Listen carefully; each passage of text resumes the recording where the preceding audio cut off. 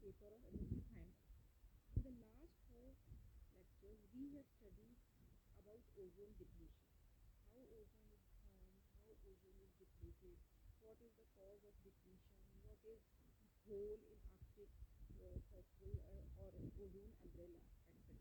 Now we will study the effect of ozone depletion.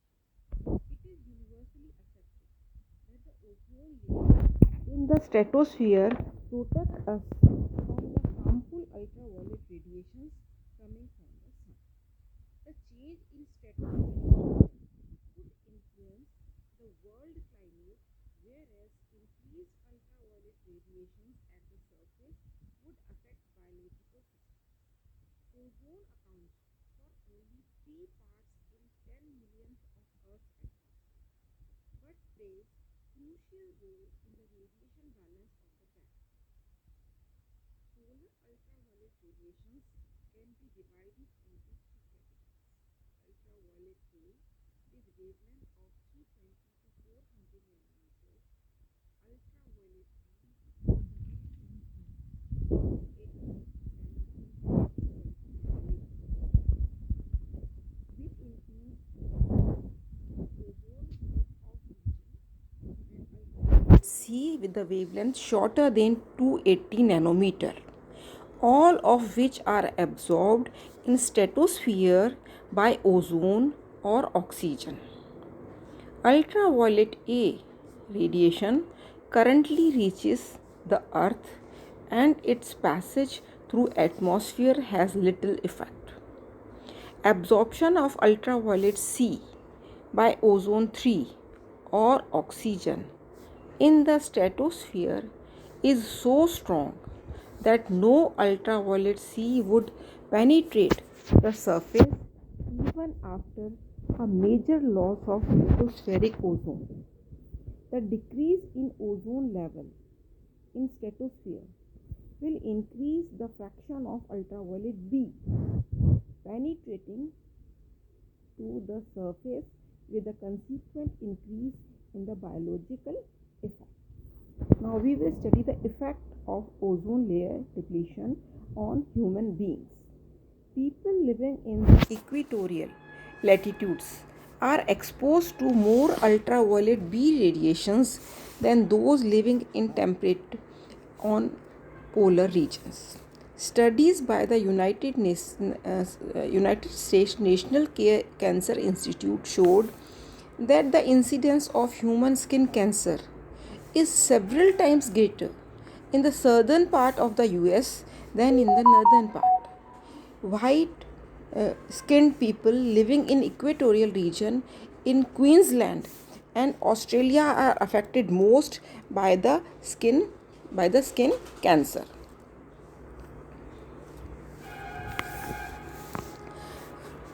First point, ultraviolet radiations trigger immunology effect. The irritated skin develops red patches. Secondly, the three forms of skin cancer, basal cell carcinoma, squamous cell carcinoma, and malignant melanoma, are caused by prolonged cumulative exposure to ultraviolet B layers. Langerhans cells in the epidermis of man's skin are key players in immune surveillance. The pigment cells, melanocytes, produce the melanin as a shield against damaging ultraviolet radiations. But fair complexioned skin people do not produce enough melanin to protect them from excessive exposure. Then from excessive exposure. Thus, sunbath on the beach may not be a pleasure in England, etc. Ultraviolet radiations cause blood vessels near the skin surface to carry more blood, causing sunburns and skin aging. Ultraviolet radiations caused leukemia and breast cancer, although the reasons are obscure. Ultraviolet radiations are also absorbed by cornea and lens in the eye, leading to photokeratosis and cataracts. Since the radiation is not sensed by visual receptors of the eye, the damage is caused without the individual knowing about it. Ozone at ground level enters the body through the inhalation and exerts its toxic effect directly on the lungs. Severe huge injury is associated with edema and hemorrhage, resulting of experiments indicating a marked genetic alteration in the lung upon exposure to 0.7 ppm ozone continuously for 5 days. Ozone at low concentration is also known to cause accumulation of inflammatory cells at the site of lung injury, causing severe damage to the lung. The capacity of lung phagocytes, which normally fights bacterial infection, is also affected, resulting in increasing incidence of respiratory infections. Emphysema and chronic obstructive lung disorder such as bronchitis and development of asthma might be the ultimately result of ambient ozone exposure.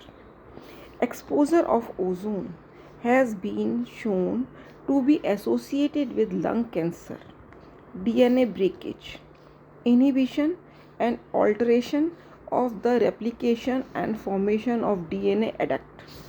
This has been implicated in premature aging and finally cell death.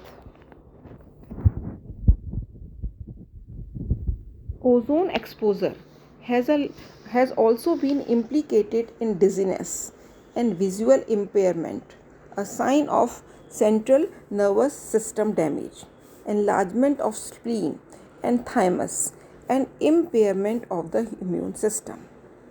Photochemical smog is the major cause of ozone exposure, causing urban air pollution, a threat to a human being health.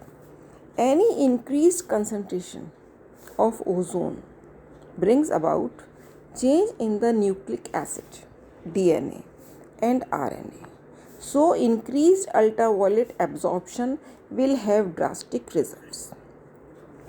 Ozone has been reported to be strong irritant and is supposed to reach the lung and respiratory tract much faster than the oxides of sulfur. Even its low concentration causes pulmonary edema. Effect on biotic community. Many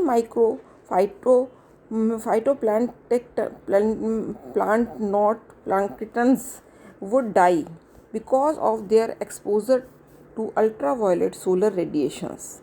The marked reduction in the productivity of phytoplanktons would be in turn adversely affected zooplanktons. The marine animals, fishes, etc. will starve in the absence of sufficient food supply. The loss of fish population would directly affect the inhabitants of coastal areas. Studies carried out on microorganisms indicate that both irreversible and photoreversible types of injury are caused. Ozone is reported to be highly toxic to fish in the concentration ranging from 0.1 to 1 ppm.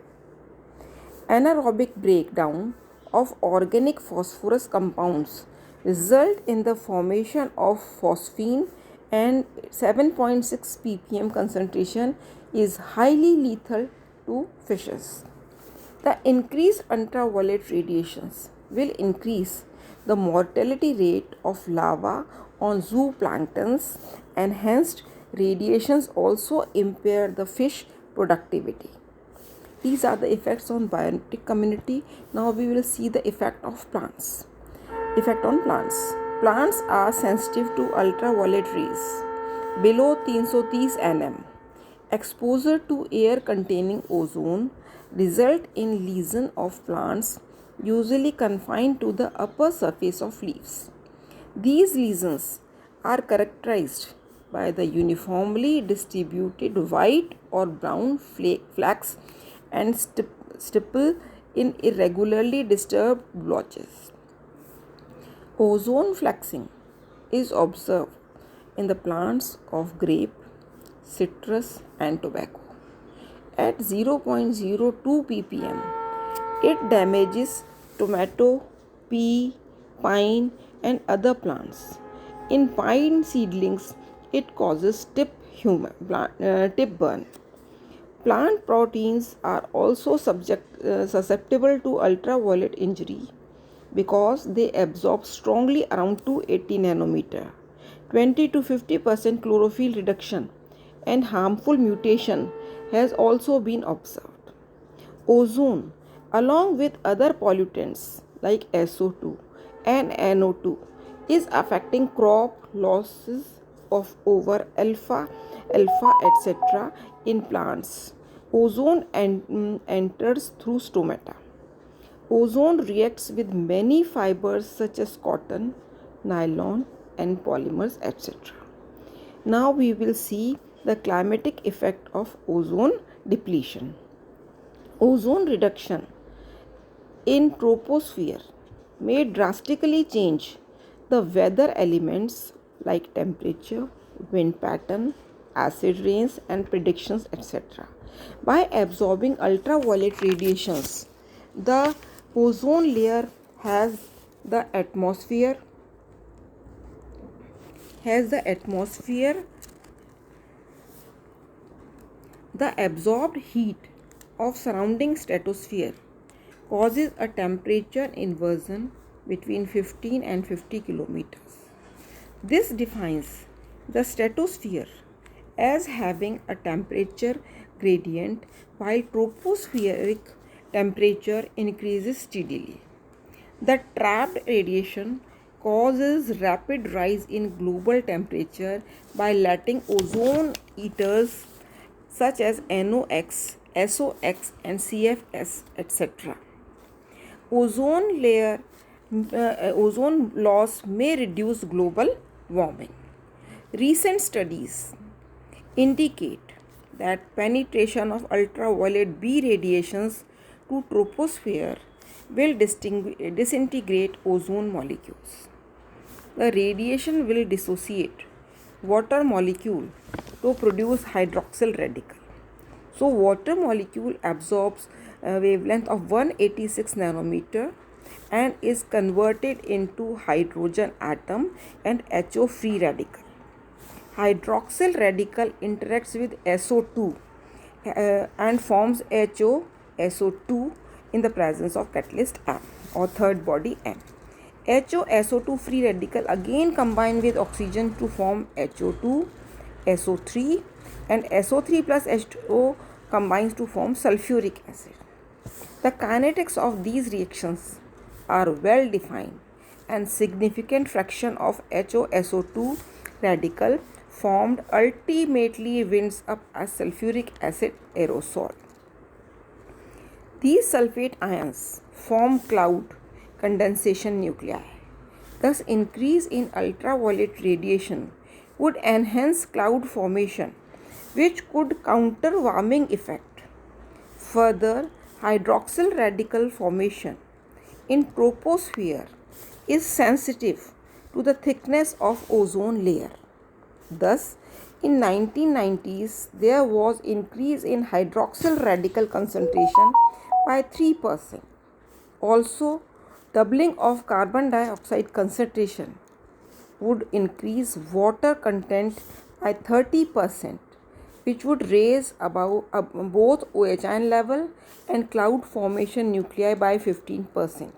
However, such as increase in acid rain may affect the whole ecosystem of the earth. Thank you.